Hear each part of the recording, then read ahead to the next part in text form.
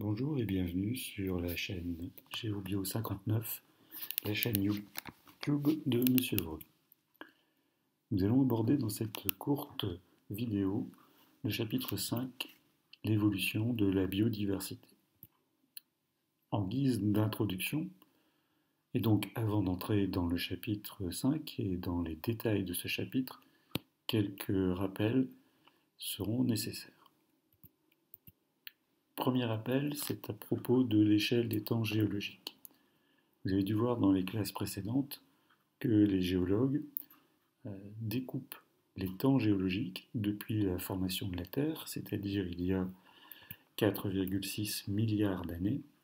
Donc les géologues découpent les temps qui se sont écoulés depuis la formation de la Terre en différentes ères. Alors on distingue l'ère précambrien ou l'ère précambrienne, l'ère primaire, l'ère secondaire, l'ère tertiaire et l'époque actuelle, également appelée ère quaternaire. Chacune de ces ères est découpée en périodes. Si je prends l'ère primaire, cela va de l'époque, ou de la période plutôt cambrienne, jusque l'époque permienne, le Permien. Au cours donc de ces temps géologiques, on a pu constater d'abord l'apparition de la vie, sous la forme de bactéries qui se sont agglomérées ou qui ont aggloméré en fait bien souvent des calcaires, ce qui donne donc des structures comme celles que l'on voit sur cette photographie et qu'on appelle des stromatolites. Donc ça c'était il y a 3,5 milliards d'années. Puis on a vu différents épisodes d'apparition de la vie, notamment un épisode important qu'on appelle la faune d'Ediacara et qu'on retrouve à l'état de fossile dans le sud de l'Australie, puis quasiment toutes les périodes de chacune des ères a été marquée par l'apparition de différents êtres vivants. Exemple au Dévonien, par exemple, des petits crustacés qu'on appelle des ostracodes, mais on trouve aussi bien sûr les dinosaures au cours de l'ère secondaire et plus précisément pendant la période du Jurassique, même du Trias au Crétacé. Donc sur la photographie, c'est un Allosaurus. Et puis, l'ensemble de ces fossiles a permis de reconstituer des environnements, des milieux. Si l'on prend comme exemple ce document où on a reconstitué l'écosystème ou le milieu qui existait dans la région du Boulonnais, c'est-à-dire dans le département du Pas-de-Calais, il y a 100 millions d'années, soit à peu près au Crétacé, eh bien, on constate que l'on a des algues, qu'on a des céphalopodes sous différentes formes. Cette forme-ci, la forme d'ammonite, sous la forme également de bélénite, mais également des bivalves, donc des mollusques, d'autres mollusques des gastéropodes. On peut trouver bien sûr des vertébrés avec des poissons, mais aussi donc les dinosaures qui eux aussi font partie du groupe ou faisaient partie du groupe des vertébrés. Si on se projette dans le futur par rapport au Crétacé, bien sûr, et que l'on arrive à la période actuelle, donc au Quaternaire, toujours dans le même endroit, c'est-à-dire la région du Boulonnais, on s'aperçoit que la faune et la flore, donc la faune, c'est-à-dire les animaux, et la flore, les végétaux, ont totalement été modifiés.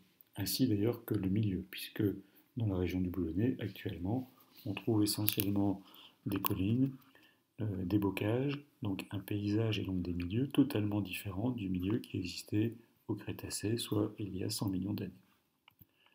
On peut donc, sous la forme d'une conclusion rapide de ce premier appel, dire que depuis que la vie est apparue sur Terre, il y a environ 3,5 milliards d'années, les espèces se sont modifiées, certaines ont disparu, d'autres sont apparues, et on va même jusqu'à parler d'évolution des espèces. Deuxième rappel, c'est l'apparition des nouveaux caractères. Alors, on a déjà abordé ces points-là dans le chapitre précédent, mais quelques rappels ne seront pas superflus. Alors, comment est-ce que l'on peut faire apparaître de nouveaux caractères, de nouveaux attributs au sein d'espèces ou au sein d'individus d'une même espèce? La première façon de les faire apparaître, en quelque sorte, c'est par mutation. Si on prend l'exemple de cette drosophile, donc on appelle aussi une mouche du vinaigre, eh bien, les drosophiles, les populations de drosophiles présentent naturellement des yeux rouges. C'est ce que l'on a ici sur la photo de gauche. Mais il arrive que certaines drosophiles présentent une mutation, on les appelle d'ailleurs des mutants, comme par exemple ici avec la présence d'yeux blancs. On peut quantifier donc ces mutations. Donc sur ce tableau, on a précisé, on a analysé le nombre de descendants, donc 1 952 000 descendants de drosophiles à yeux rouges, et on constate la présence de 2 mutants sur cet ensemble qui présentent des yeux rouges clairs. Autre exemple, on a parlé de yeux blancs. Eh bien, si on analyse 517 000 descendants de drosophiles avec des yeux rouges, parmi l'ensemble de ces descendants, on va trouver 2 mutants aux yeux blancs. D'après ce tableau, on peut donc calculer assez facilement la fréquence d'apparition de ces mutations. Si on prend en premier exemple la mutation yeux rouges clairs, eh bien, il suffit de poser un simple calcul qui consiste à diviser le nombre de mutants par le nombre de descendants analysés. Et on trouve donc le chiffre de 1 10 puissance -6%. On peut faire exactement le même calcul, mais cette fois-ci avec la mutation yeux blancs. Donc on va reposer le même calcul, 2 mutants obtenus sur 517 000 descendants analysés, ce qui nous donne donc 4 10 puissance -6%. On voit donc que la fréquence de ces mutants, de ces mutations, est relativement rare. On peut donc retenir en conclusion que les mutations sont très rares, mais qu'elles peuvent produire de façon tout à fait aléatoire de nouveaux caractères. Toujours dans ce deuxième rappel, la reproduction sexuée permet aussi à certains nouveaux caractères d'apparaître.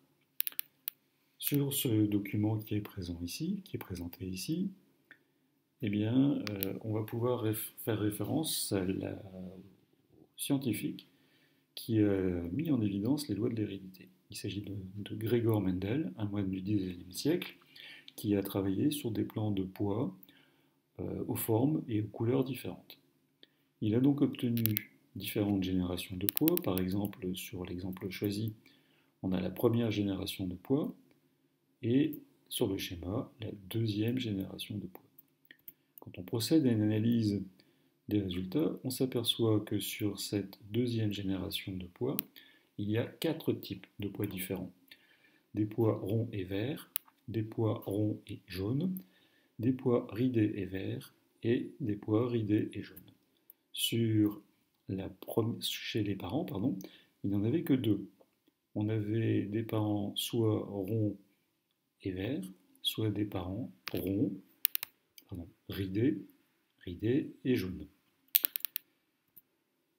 On constate donc que la diversité des phénotypes a augmenté à la deuxième génération. Je rappelle qu'un phénotype, ce sont les caractères observables sur un individu d'une espèce donnée. Ici, donc, le phénotype est un phénotype où on va avoir une forme du poids différente ou une couleur du poids différente. On constate donc bien qu'à la deuxième génération, j'ai 4 phénotypes différents, alors que chez les parents, je n'en avais que 2. On a bien donc une augmentation de la diversité des phénotypes à la deuxième génération.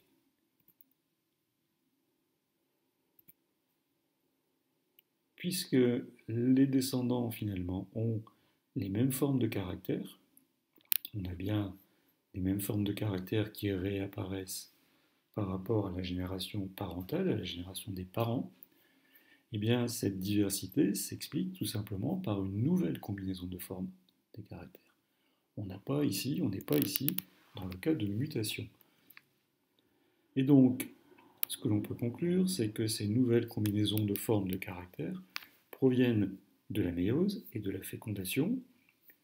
Je vous renvoie sur le chapitre 4 où on avait défini ce que c'était que la méiose, donc une division particulière qui se produit lors de la formation des cellules reproductrices. Et ces nouvelles formes de caractères proviennent aussi de la fécondation, qui correspond à l'union à la réunion des noyaux des cellules reproductrices. Et donc, ces deux phénomènes, méiose et fécondation, qui se déroulent lors de la reproduction sexuée, sont à l'origine de ce qu'on appelle un brassage génétique, c'est-à-dire une recombinaison des phénotypes.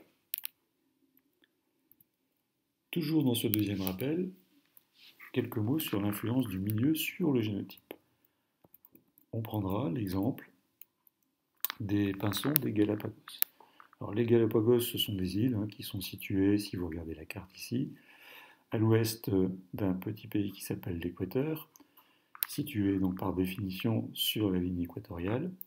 On trouve donc un archipel, un chapelet d'îles, et sur ce chapelet d'îles, on a une grande diversité de pinsons, donc la même espèce, mais avec des formes de bec totalement différentes.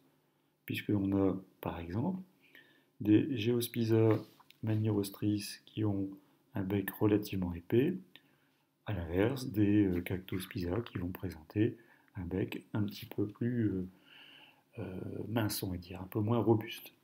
Il faut savoir que l'ensemble de ces pinsons sont des granivores, autrement dit, se nourrissent de graines. Ceux qui ont les plus gros becs, comme cet exemple-ci, sont capables de se nourrir des graines les plus dures. Ceux qui, par contre, ont des becs un peu plus minces, un peu plus petits, vont devoir se nourrir de graines un peu moins dures, voire de graines un peu plus molles. Sur le graphique qui est présenté là, on a mesuré la taille et la hauteur plus exactement du bec en millimètres en fonction des années. On constate donc entre 1975 et 1979 que c'est au cours de l'année 1977 marquée par une très forte sécheresse et une augmentation de la mortalité des pinsons qu'il y a une augmentation de presque 5 mm de la hauteur de ces becs.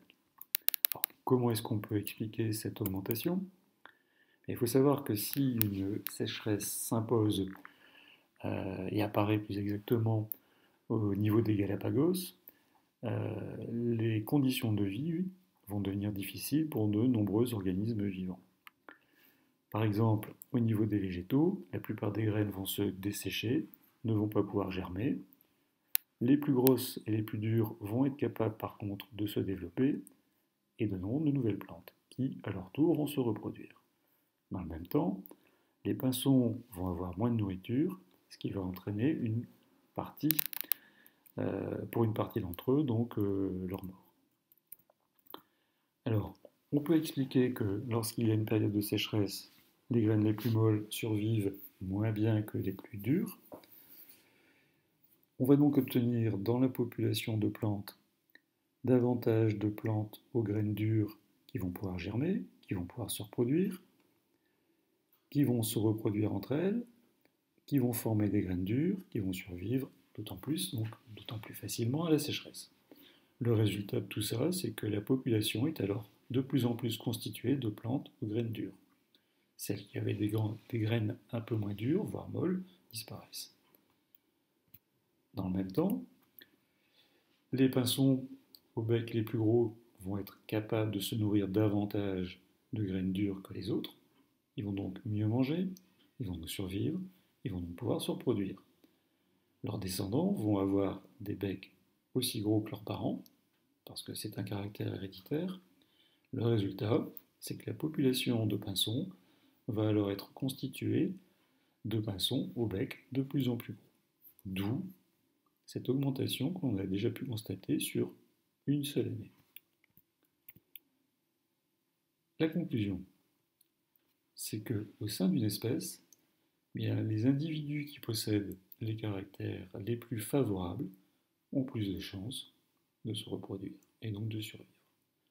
Et donc certains caractères qui existaient déjà au sein d'une population vont devenir des caractères, on va dire, dominants au sein de cette population. On peut résumer